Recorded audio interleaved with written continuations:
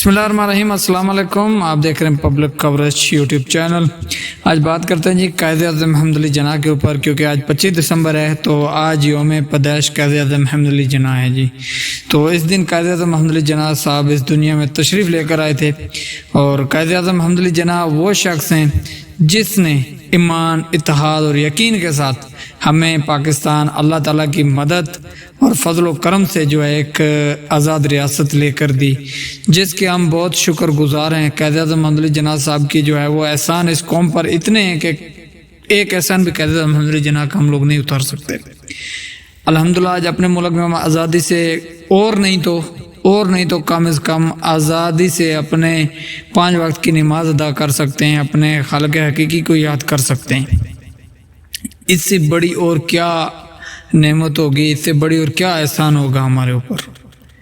तो कायद-ए-आज़म अहमद अली जिन्नाह जी, उनका एक अज़्म था कि एक कौम बन कर रहें, एक पाकिस्तानी बन कर रहें, और ये जो है पाकिस्तान यकीन, इत्तेहाद, ईमान की अलामत बनकर उभरेगा।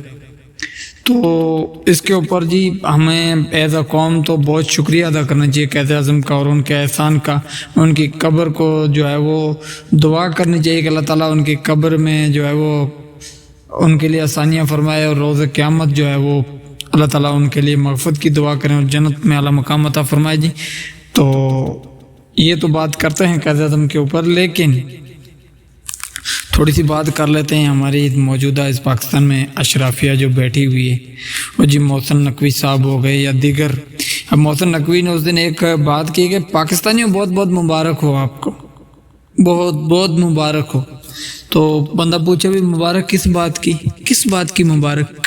कौमी एहसासा बेच कर आप कौम को बेवकूफ़ समझते हैं।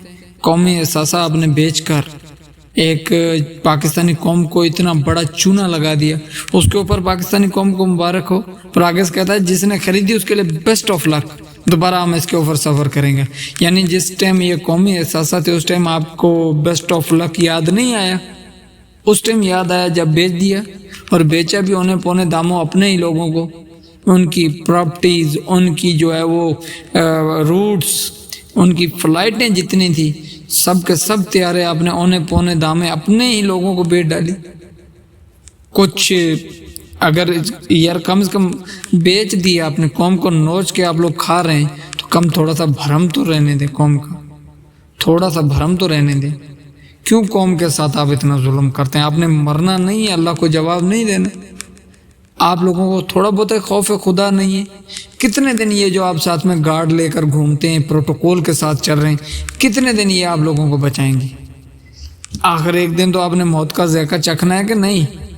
तो मैं उन लोगों से भी दरख्वास्त करता हूँ, मैं गुजारिश कर रहा हूँ आज 25 दिसंबर के मौके के ऊपर जिन्होंने ये नमूने हमारे ऊपर मसलत किए हैं, उनसे भी मेरी ये दरख्वास्त है कि यार चलो अवाम का नहीं, कम से कम अल्लाह से तो डरें। ईमान तो आपके अंदर है कि नहीं है? कलमे को तो मानने वाले हैं कि नहीं है आप? तो कम से कम अल्लाह से तो डरें, अल्लाह के रसूल से तो डरें कि रोज़े क़यामत जब रसूल अल्लाह सल्लल्लाहु अलैहि वसल्लम वहाँ आपकी उनकी शफाअत से आप महरूम रहेंगे। वो जब जो है वो वहाँ रसूल अल्लाह सल्लल्लाहु अलैहि वसल्लम पूछेंगे कि मेरा फ़लाँ उम्मती आपकी वजह से जो है परेशानी में मुब्तला हो गया था, तो फिर आप क्या जवाब देंगे? है आपके पास कोई जवाब? यार कम से कम इंसानियत का ही ख्याल रख लें। इन गिद्धों को तो हमारे ऊपर मसलत ना करें, इन जो है वो बेशर्मों को तो हमारे ऊपर मसलत ना करें। कम से कम कोई ढंग का बंदा तो मसलत करें जिसके अंदर दर्द हो, इंसानियत हो, जो पाकिस्तान का खैर खा हो।